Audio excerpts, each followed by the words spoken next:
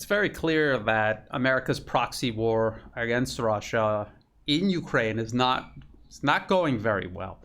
And despite all the rhetoric that we're hearing from across the Western media and from Western governments, you can already see an effort to start moving things westward, to divest, not entirely, not overnight, but to begin divesting from Ukraine and the fight in the east, and start looking at Western Ukraine or even across the border in places like Poland. Now, I want to point your attention to this article that I wrote for New Eastern Outlook, Poland's Position as the Next Ukraine. New Eastern Outlook is a Moscow-based journal. I've been contributing to it for years, and you know that it's a really great journal because Twitter, Facebook, and YouTube have all permanently suspended them. And not only that, you cannot even share links from Neo on Twitter for sure, and I think maybe also Facebook. If you try to share a link from New Eastern Outlook, they will block it. They will not allow you to share it. So you should consider checking them out, not just for my articles, but there's a lot of interesting writers, both Western writers and commentators, researchers, and also from Russia. So it's a Russian journal. So anyway, Poland's position as the next Ukraine. I want to talk a little bit about what Poland's role is in all of this. Not just giving support to Ukraine, but they are right there across the border. So there are all kinds of military operations being set up inside of Poland to support what's going on in Ukraine. And before we talk about that, I just want to give you an example of the lack of confidence the U.S. actually has in Ukraine in terms of, the belief that Ukraine can win this. That's what they say publicly, but in terms of policy, it says the exact opposite. So here's an article from the Wall Street Journal. Biden administration holds off on sending long-range armed drones to Ukraine. And one of the reasons is it's highly sensitive technology could wind up in Russian hands if Ukrainian forces are overwhelmed. So not a very positive vote for confidence by the United States in their Ukrainian proxies. So what has the United States been doing? Well, even before hostilities broke out in Ukraine in late February, the U.S. was moving troops toward the Ukrainian border in Poland, in Romania. They were moving U.S. troops from Germany to Poland and Romania, and they were also sending additional troops from the United States to Europe. There's articles like this one from Radio Free Europe, Radio Liberty, U.S. soldiers arriving in Europe to reinforce NATO amid Russian buildup. So this was before the conflict began. Then you have articles like this one from Reuters, U.S. to boost military presence in Europe as NATO bolsters its eastern flank. And the article says, U.S. President Joe Biden pledged more American troops, warplanes, and warships for Europe on Wednesday as NATO agreed, the biggest strengthening of its deterrence since the Cold War in response to Russia's invasion of Ukraine. And then mentioning Poland specifically, the article says the United States will also create a new permanent army headquarters in Poland, which was immediately welcomed by the Polish president as Warsaw long sought a permanent U.S. military base on its soil. It is a fact that strengthens our safety a lot in the difficult situation which we are in. That was the Polish president. And this was the exact same rhetoric that you heard from Ukrainian leaders from 2014 onward, which eventually precipitated this war with Russia in the first place. So is this really about bolstering safety in Poland or transforming Poland into the next flashpoint, the next battering ram used by the U.S. and its allies against Russia, and at whose expense? At Poland's expense, just like it's at Ukraine's expense right now. So right now, Poland, obviously, it serves as a major logistics hub. They're sending weapons and equipment and all kinds of supplies, and foreign fighters are going to Poland and then crossing the border into Ukraine. There's obviously that. Poland is also very politically active in supporting the US proxy war against Russia in Ukraine, and they are at the leading edge of Western Russophobia. But then there is Poland's military buildup within its own borders of Polish military capabilities. And so there's articles like this. This is this is Turkish media. Poland takes delivery of first batch of US-made M1 Abrams tanks.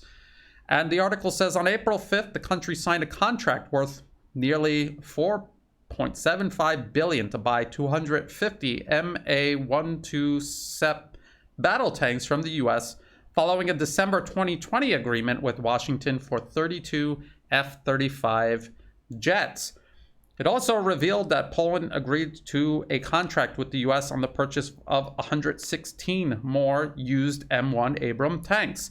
The Abrams tanks will operate near Poland's eastern border to deter an aggressor. That was from Polish officials. The article also notes that Poland will be acquiring HIMARS. These are the high mobility artillery rocket systems Russia is finding and destroying all over Ukraine at the moment.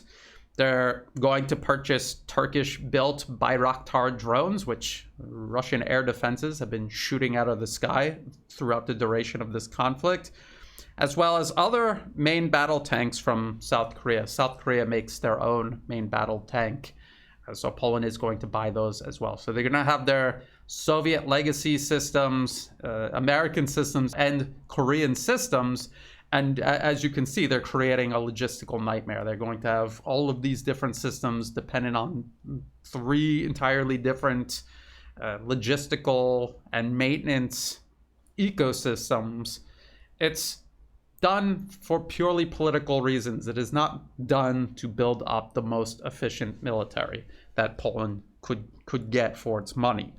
And also, if you've been paying attention to the news recently, Poland has ordered for their air defense Patriot missile systems from the United States. Now, we'll get into all of these in detail. I'll get into the Patriot missile here real soon. Let's just go through the list, though, and look at all of these weapon systems Poland is getting to deter aggression and definitely not make money for U.S. Defense contractors, to deter aggression. This is what they're claiming. And let's see what's actually going on in Poland and what this means for people actually living in Poland. Not the leaders who are most likely going to absolve themselves from the consequences of these, as you will see, very bad decisions. So let's start with the M1 Abrams, this main battle tank built by the United States. For the longest time, it had the reputation or the perceived idea that it was somehow invulnerable, that it was an invincible tank, the best in the world. You could not blow this tank up except under very special circumstances. And yet now we know that that's not true, because the U.S. has sold M1 Abrams tanks to several nations, including Saudi Arabia, which is in the middle of a protracted, I would say, losing war against Yemen. And there's even an article, and again, these are all Western sources. So this is from the Brookings Institution. This is an organization funded by U.S. arms manufacturers and the U.S. government. And the article is titled, "Is Selling Tanks to Saudi Arabia Such a Good Idea?"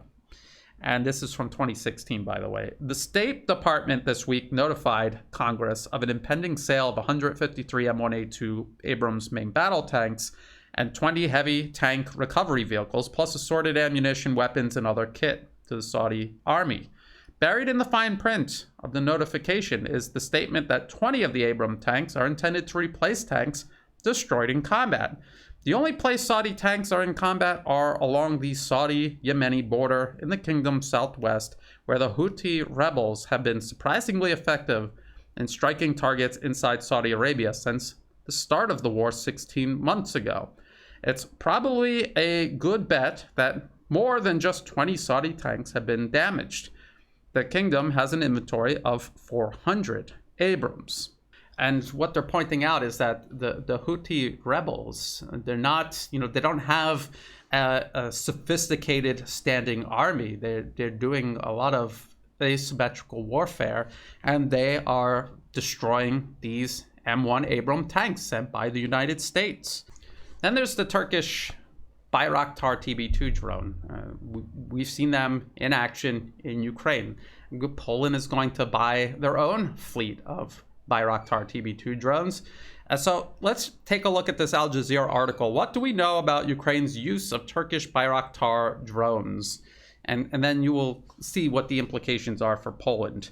So they're talking about, given Russia's strength of forces, what impact might these drones have in Ukraine? It will very well depend on Russian air defenses. Drones like the TB2 are vulnerable to anti-air defense systems. To be effective, they need to be employed in a savvy way in coordination with other electronic warfare systems that blind enemy radars and through appropriate tactics. However, against capable enemies, these technologies and tactics might not be sufficient. In Libya, Russian forces figured out effective ways to counter Turkish tactics and shoot down their drones. The same has been observed in Syria and Nagorno-Karabakh. This article was actually written a while ago, and since then, Russia has shot down most of Ukraine's Bayraktar TB2 drones. So Poland is buying tanks that are easily defeated by anti-tank weapons that even an asymmetrical force can get a hold of, and they're buying drones that are going to easily be shot out of the sky by Russian air defenses. What about the HIMARS? Well, I've been talking a lot about the HIMARS, and that is because the Western media has been talking a lot about the HIMARS. This is from Reuters. Russia says it destroyed 4 HIMARS launchers in claim denied by Ukraine. This is 4 HIMARS launchers destroyed in less than 1 month. And they will continue finding and destroying these systems, and their impact on the battlefield is negligible. Whatever these HIMARS are capable of doing, Russian systems are capable of doing many times better.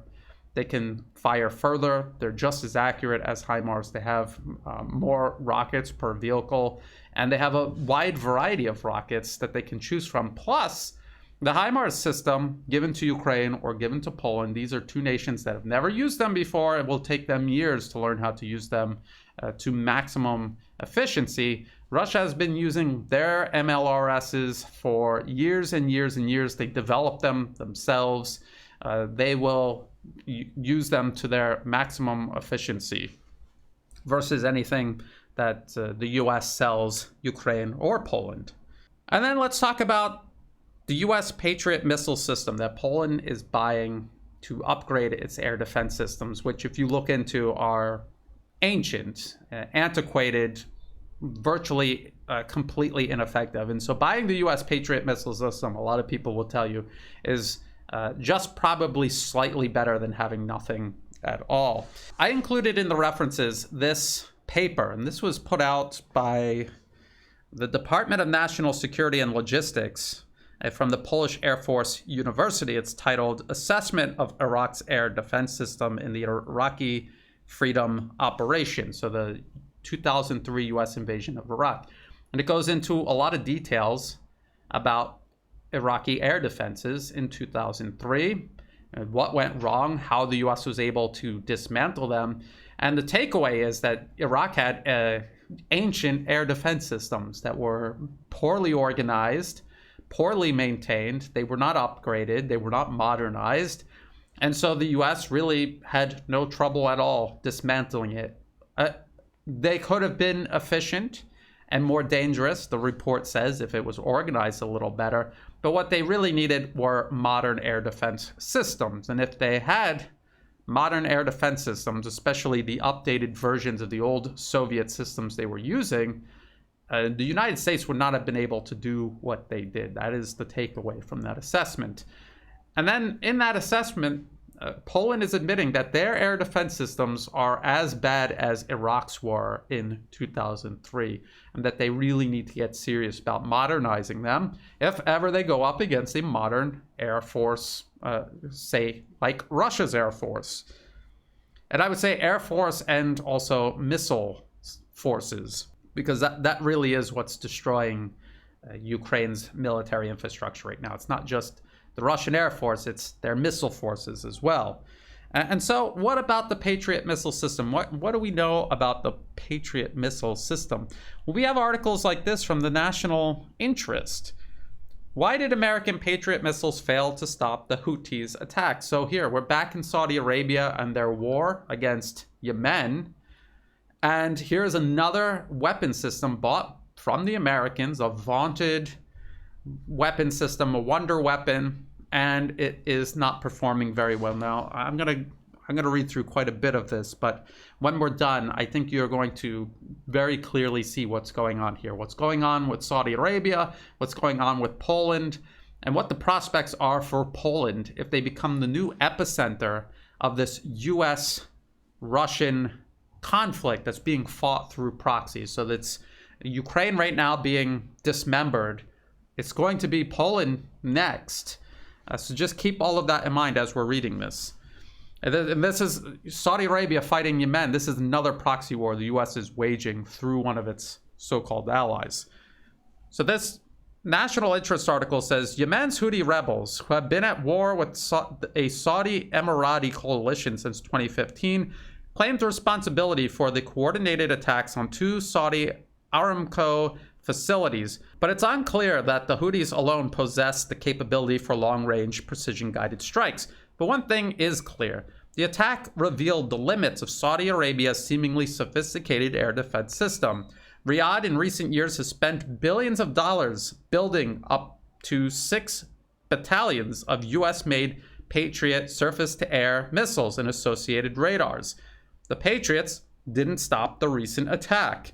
And it wasn't the first time Saudi Arabia's Patriots have failed.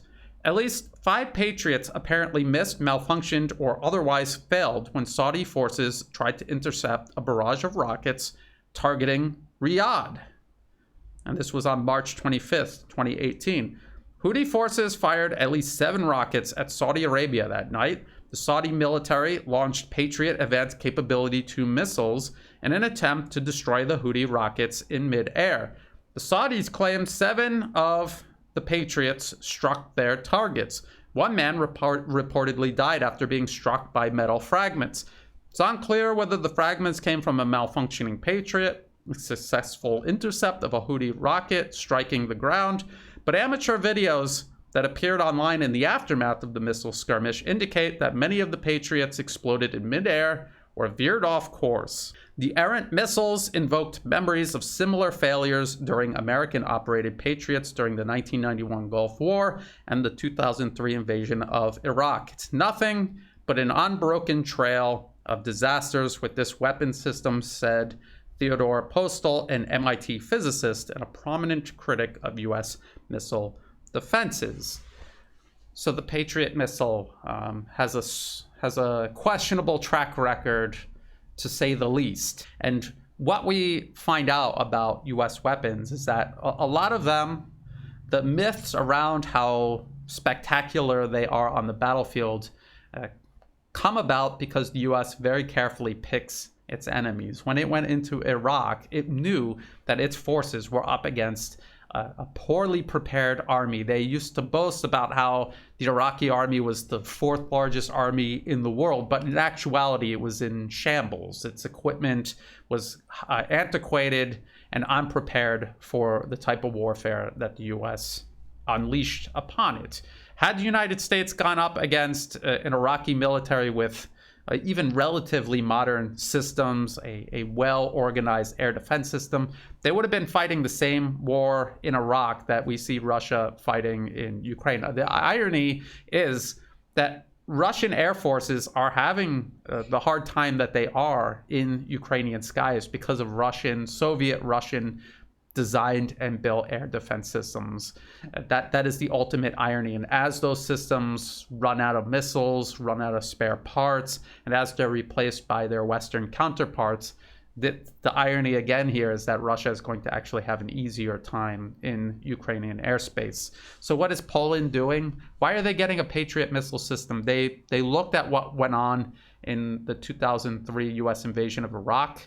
They know that modern Russian systems or more modern Soviet systems that have been upgraded and modernized, they know that they're superior. Why did they buy Patriot missile systems? Because of politics. That's the reason why. And so what's going on in Poland right now in the government is not the government looking after the Polish people. It's them playing politics, and it's them doing what they're told by the US. They're always talking about how Russia threatens the sovereignty of Europe, but all of these European countries are making decisions that do not reflect their own best interests, but represent the best interests of the United States. That means they've already lost their sovereignty. They can't lose their sovereignty to Russia because they've already lost it to the United States. They are going to spend billions and billions of dollars buying M1 Abrams tanks, Turkish Bayraktar, TB2 drones, the Patriot missile system, all of these other weapon systems that either don't work or just barely work, and they're not going to protect them against Russia. And we know that after Ukraine, Poland is going to be the center of gravity of America's proxy conflict with Russia. They're going to try to use Poland next as their battering ram against Russia, and Poland will not be prepared for this. They will face the same fate as Ukraine, or a worse fate. Ukraine, at the end of February, had a much more formidable military force than Poland has or will have once all of these Western systems are integrated into their military. And another thing about the current conflict in Ukraine, again, I pointed this article out several times. This is from the Royal United Services Institute, RUSI, and it's titled The Return of Industrial Warfare. And what they argue in this article is that all of these spectacular high-tech weapon systems that the West touts are second to fundamentals like small arms ammunition, artillery shells, the ability to produce large-scale amounts of munitions and equipment. Russia is able to do this. The US and its allies are not. So that is one obvious fundamental, a takeaway from the Russia-Ukraine conflict that Poland's not even looking at. They're going around it, and they're just loading up on these high-tech weapon systems provided by the US and its allies. And there's another fundamental when it comes to national security. It's getting an independent foreign policy that serves Polish interests first and foremost. We already see what's happening to Ukraine. I don't know why Poland is rushing to meet the very same fate, and doing so even less prepared than Ukraine was at the end of February this year. So that's about it. That's what's in my article on Poland becoming the next Ukraine. I sincerely hope that does not happen, that the leadership in Poland is a little bit wiser. They tempted fate. It's not working out for them. I think they should divest from this strategy before it's too late. Maybe for Ukraine, it's already too late.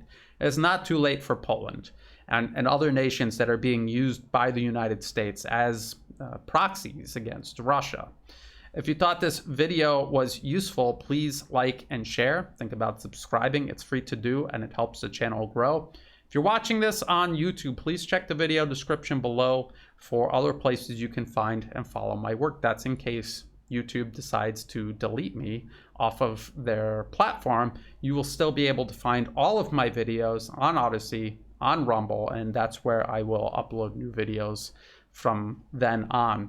I'm also on Telegram, which is a great alternative to Twitter and Facebook, because I'm suspended from both of those platforms. And on Telegram, I can share with you links from New Eastern Outlook, because it's not censored on Telegram like it is on Facebook and Twitter.